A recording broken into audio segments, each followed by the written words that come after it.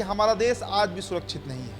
आज भी अगर कोई बिहार का, मध्य प्रदेश का, देश के किसी भी हिस्से का व्यक्ति अगर कश्मीर जाता है तो वो अपनी जान हथेली पर लेकर जाता है। जो लोग मृत हुए हैं, जिनकी मौत हो गई है, जिनकी हत्या कर दी गई है उन आतंकवादियों के द्वारा, उन दहशतगर्दों के द्वारा, बहुत गुस्सा है दोस्तों देश में। मसला ये है कि नोटबंदी के बाद जो सरकार दावा कर रही थी, नोटबंदी के वक्त और उसके बाद जो सरकार लोकसभा में सार्वजनिक मंचों से यह दावा करते रही कि आतंकवाद का हमने कमर तोड़ दिया।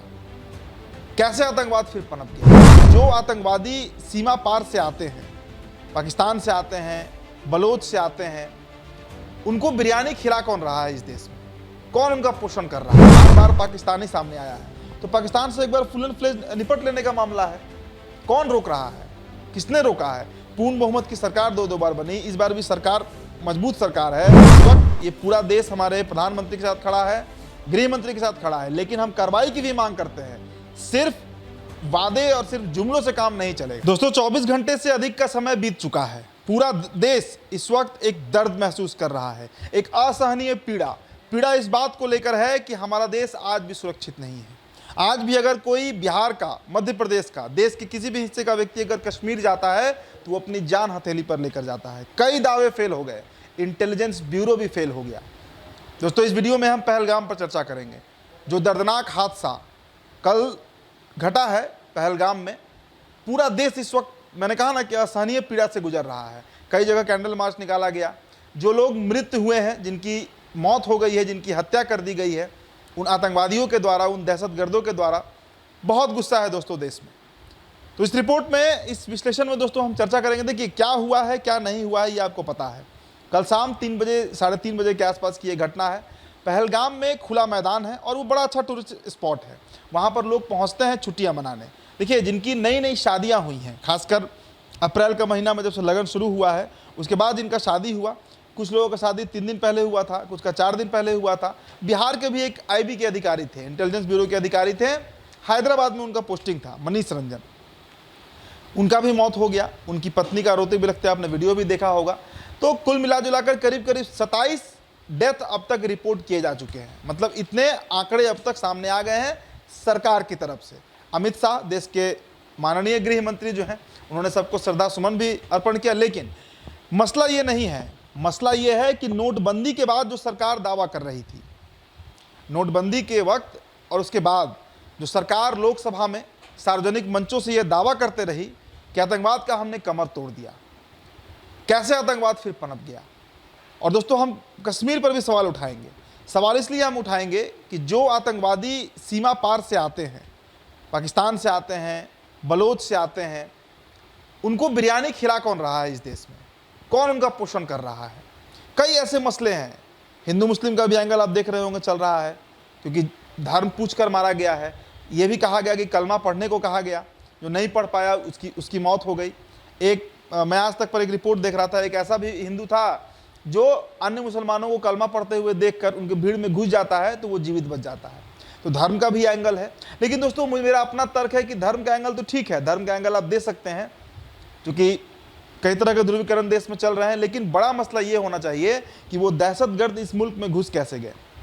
हमारा इंटेलिजेंस ब्यूरो, दुनिया में जो हमारा रॉ है, रिसर्च एंड एनालिसिस विंग, मतलब जिस तरह मोसाद की हम गिनती करते हैं, उसी कैटेगरी में हम रॉ को भी रखते हैं, अपने इंटेलिजेंस ब्यूरो को भी रखते हैं। उनका फेलियर सामने आया है। और दोस्तों देखिए, हम अपने सरकार के साथ हैं।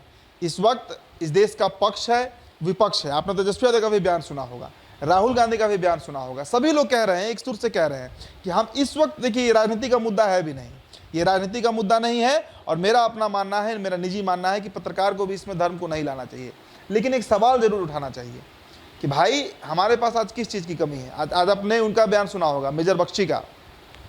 कह रहे थे कि 2020, 2021 और 2022 3 साल जब कोविड का चला तो एक भी बहाली सेना में हुआ ही नहीं।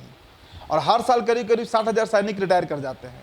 मतलब 1,80,000 रिक्त पड़ा पद है। ये बहुत बड़ा सवाल है दोस्तों। देखिए मुद्दों पर आना होगा। आप बीजेपी के सपोर्टर हैं, बीजेपी के खिलाफ हैं, इससे का कोई तर्क और कुतर्क नहीं है। मसला ये है कि जो 1,80,000 पद खाली पड़े थे, उस पर नियुक्ति क्यों नहीं हुई? किस चीज़ में कटौती किया जा रहा है? देश के सुरक्षा में कटौती किया जा रहा है। ये पैसा जाएगा कहाँ? जो 26 लोग मारे गए और सब जितने भी लोगों की अब तक मृत्यु हुई है सब इस देश के लिए एक बड़े संपत्ति के रूप में थे। कोई आईबी से था, एक सेना का भी कोई मरा है जो अपनी पत्नी के साथ वहाँ छुट्टी मनाने गया था। तो दोस्तों देखिए, हमारा यही मांग है और इस देश के एक एक व्यक्ति का, मेरा अपना मानना है, क्या हिंदू, क्या मुसलमान, क्या पारसी, बौद्ध, सिख, जैन, किसी को कह लीजिए, इस आपने कश्मीर के भी कई वीडियो देखे होंगे। कश्मीर में अभी बड़ा प्रोटेस्ट चल रहा है। कश्मीर में लोग दिखा रहे हैं इस बात को कि ये वो हिंदुस्तान नहीं है जो 2014 के पहले हुआ करता था। ये वो हिंदुस्तान है जहां भारत के आज मुसलमान भी सड़कों पर उतरे हैं और उन लोगों के लिए कह रहे हैं कि ये मौतें हुई कैसे, कौन जिम्मेदार है, और जो लोग भी इस घृणित काम में, इस दहशतगर्दी में शामिल हैं, उनके ऊपर कार्रवाई किया जाए, उनके ऊपर एक्शन लिया जाए। और ये देश तब तक शांत नहीं बैठेगा जब तक उन आतंकवादियों को ढेर नहीं किया जाएगा और उनके आकाओं पर एक्शन नहीं लिया जाएगा। देखिए, देश के रक्षा मंत्री जो हैं राजनाथ सिंह, हालांकि उनका बयान बड़ा तगड़ा आया है। उन्होंने कहा है कि इस बार सिर्फ स्लीपर सेल पर एक्शन नहीं होगा, इस बार जो मोहरे हैं उन पर कार्रवाई नहीं किया जाएगा, जो उनके आका बैठे हैं सीमा पार उन पर कार्रवाई होगा। हम मनाते हैं, हमारी भी ये मांग है, हमारी भी ये गुजारिश है कि कार्रवाई ऐसा ही होना चाहिए ताकि कमर टूटे आतंकवाद का। दोस्तों, भारत का सबसे बड़ा नासूर पाकिस्तान है, क्योंकि हमें खतरा अफगानिस्तान से, बांग्लादेश से, नेपाल से ना के बराबर है। हमें सिर्फ और सिर्फ चोट अगर मिला है कहीं से, चाहे 26/11 हो, चाहे अक्षरधाम का बॉम्ब ब्लास्ट हो, चाहे पुणे बेकरी कांड हो, चाहे हैदराबाद ब्लास्ट हो, चाहे मुंबई का मेट्रो ब्लास्ट हो, मतलब ट्रेन में जो ब्लास्ट हुआ था, कभी कोई इंसिडेंट उठाकर देख लीजिए, हर बार पाकिस्तान ही सामने आया है। तो पाकिस्तान से एक बार फुल एंड फ्लेज निपट लेने का मामला है। कौन रोक रहा है, किसने रोका है? पूर्ण बहुमत की सरकार दो बार बनी, इस बार भी सरकार मजबूत सरकार है। वक्फ बिल संशोधन अधिनियम पारित करा लिया गया, पूरा पक्ष साथ दिया, अब तो विपक्ष भी आपके साथ है। अब किस बात का इंतजार है? तो रक्षा मंत्रालय का जो आज बैठक हुआ है उसमें जो 2-3 पॉइंट निकल कर आया है वो भी आप जान लीजिए। देखिए दोस्तों, सबसे पहले आप इस बात को समझिए कि जो रक्षा मंत्रालय की 4 घंटे की बैठक चली है उसमें ये बात बिल्कुल स्पष्ट कर दिया गया है। और बैठक के बाद जो अनाउंसमेंट हुआ है उसके बाद हमारा थल सेना, हमारा वायु सेना और हमारा जो सैनिक सेना है, आर्मी, जो इंडियन आर्मी, ये तीनों सेना जो है, जल, थल और वायु, सब अलर्ट मोड पर हैं। और दोस्तों, इस वक्त सबसे अधिक अगर कोई परेशान और सबसे अधिक तनाव में कोई है तो वो पाकिस्तान के वजीर आजम, पाकिस्तान के प्रधानमंत्री इस वक्त सबसे ज़्यादा तनाव में होंगे, क्योंकि अभी रात का समय बाकी है। हो सकता है कि आज रात में ही हमला हो जाए, हो सकता है कल रात में हमला हो जाए। और दोस्तों, इस बार एयर स्ट्राइक और सर्जिकल स्ट्राइक नहीं होने जा रहा है, इस बार आर या पार की लड़ाई होगी। क्योंकि कब तक ये देश झेलते रहेगा कि कुछ लोग अपने बच्चों के साथ, अपनी पत्नियों के साथ कहीं घूमने जाएं और वहाँ से उनका शव वापस आए, उनके रोते बिलखते बच्चे वापस आएँ, उनकी रोते बिलखती विधवाएँ वापस आएँ। और कब तक ये दर्द हम झेलते रहेंगे? कब तक ये मुल्क इस चीज़ के लिए तैयार बैठा रहेगा कि कोई भी आकर हमें मारेगा और हम उसका जवाब नहीं देंगे? जवाब तो मिल रहा था, लेकिन इस बार ऐसा जवाब देना है कि अगला बार वो कृत्य करने से पहले पाकिस्तान सोचे। तो हमारी भी एक गुजारिश है। और देखिए, इस वक्त ये पूरा देश हमारे प्रधानमंत्री के साथ खड़ा है, गृह मंत्री के साथ खड़ा है, लेकिन हम कार्रवाई की भी मांग करते हैं। सिर्फ वादे और सिर्फ जुमलों से काम नहीं चलेगा। तो देखिए दोस्तों, क्या होता है, इस पर हमारी नज़र बनी रहेगी। फिलहाल इस रिपोर्ट में इतना ही। आपकी जो प्रतिक्रिया होगी इस पूरे घटनास्थल पर, पूरे घटना पर, हमारे कमेंट बॉक्स में छोड़ते जाइएगा। मेरा नाम उदित तारन है, NBC 24 पर ये वीडियो आप देख रहे थे। बहुत बहुत शुक्रिया।